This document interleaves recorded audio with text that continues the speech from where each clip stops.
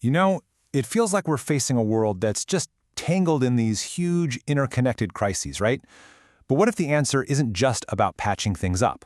What if we need a whole new playbook for how we live on this planet? So today, we're going to dive into a blueprint for exactly that, a cooperative planet. It's a concept called the Phoenix civilization. This quote, wow, it really gets to the heart of it, doesn't it? It's basically saying that all our big problems, climate change, economic chaos, they're not the real problem, they're just symptoms. The real issue, it's deeper. It's a fundamental flaw in our collective operating system. The way we see the world, the way we try to work together, it's breaking down. It's a crisis of making sense of anything at all. Okay, so before we can even talk about solutions, we have to really truly get our heads around the problem itself.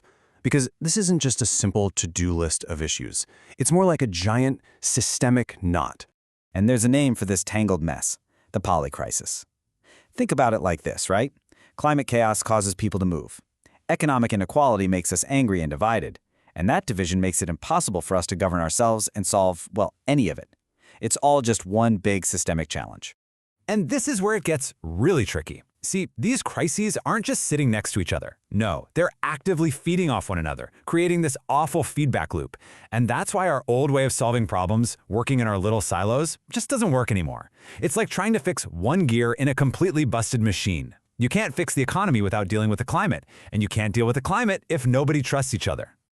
So if the old playbook is totally out of date, what's the new one look like? This is where we get to shift gears. We're moving away from just talking about the problem and starting to explore a solution that could, honestly, transform everything.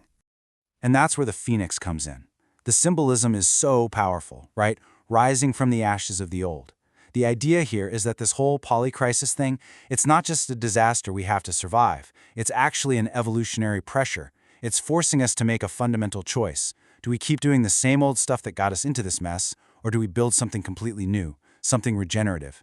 And this new model has a name, the Phoenix paradigm. At its very core, it's about a massive shift away from competition and just looking out for number one.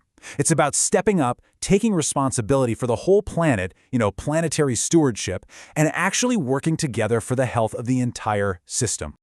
So this really lays out the fundamental upgrade we're talking about. We're talking about moving away from a system that's totally fragmented and driven by fear and toward one that's built on coherence and real collaboration.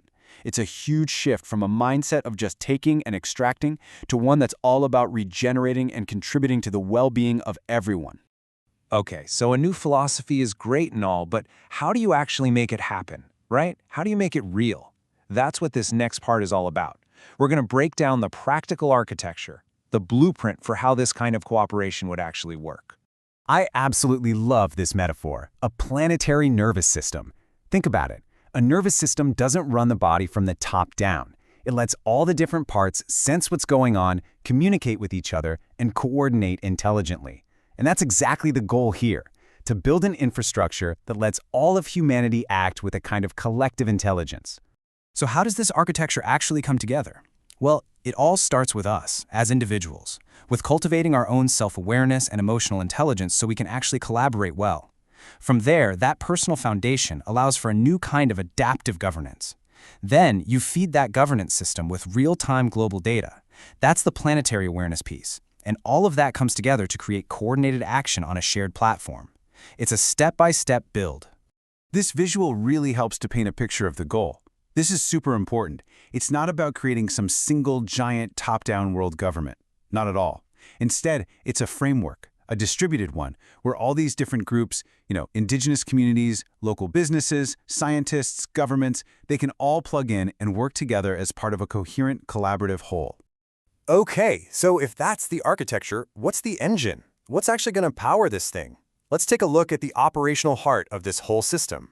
It's called the synergy engine. And this is basically the engine room. It's a digital collaboration system, and its whole job is to take all of our scattered knowledge and expertise from all over the world and transform it into coordinated global action. So what does this engine actually do? Well, you can think of it as a kind of global sense-making tool.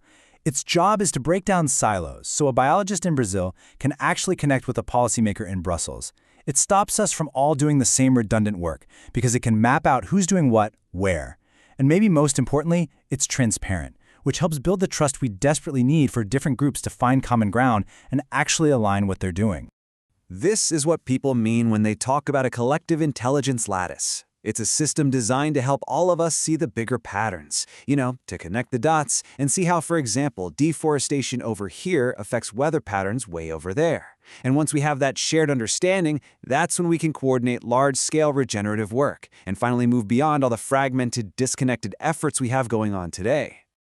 So what's the end game here? With this new playbook, this architecture, this engine, where is all of this supposed to lead us? And honestly, this is the most hopeful part of it all. The goal isn't just to survive, It's not about just scraping by or managing our decline. The whole idea behind the Phoenix paradigm is to see this crisis as a catalyst. Yeah, it's harsh, but it's also this incredibly powerful opportunity to transform into a civilization that's more connected, more intelligent, and genuinely regenerative. So when it comes down to it, this playbook isn't just some theoretical exercise. It's not some top-down plan that's going to be built for us by someone else. It's really an open invitation for every single one of us to participate, to become a co-architect in creating this much more hopeful, regenerative future. And that, of course, leaves us with the ultimate question.